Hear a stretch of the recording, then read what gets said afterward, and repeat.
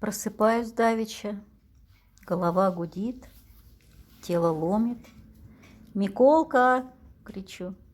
«Миколка, неси, шельмец, рассолу скорей!» Но молчит Миколка, не отвечает. «Где тебя, изверг, черти носят?» Но тишина. Запропастился Миколка. Я, понятное дело, серчаю, свешиваю ноги с палатей.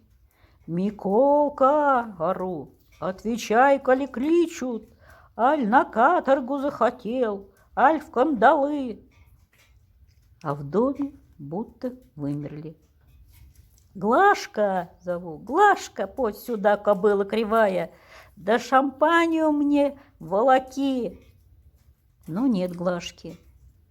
Тихо, половица не скрипнет.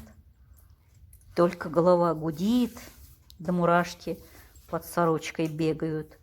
Зябко. Смотрю на печь, а печь-то не топлена, ставни не затворены. Что такое, думаю? Бес их всех забрал, али революция какая приключилась? Где ж вы, ироды? Давно роск не нюхали, ух, запарю! А у самого внутри стыло, муторно и так худо, что хоть под икону ложись. Перебрал накануне с Акадием Памфутичем, как есть лишку принял. Ладно, думаю, только я себе в себя приду, устрою им варфоломеевские ночи. Вдруг чую, дверь тихонечко отворяется, и кто-то в опочивальню ко мне на цыпочках, крадучись, входит. «Кто здесь?» — окликаю. «Ты, что ли, Главушка? Ты, бесова баба? А ну, подь сюда, трепать тебя буду и Миколку клич!» Только прикрикнул я, как вдруг колокола.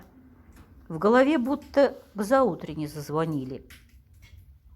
Проморгался, смотрю, на диване я, одеяло на полу, заиндивел весь, и жена надо мной. «Коля!» — шепчет. «Коля, тебе с работы звонят.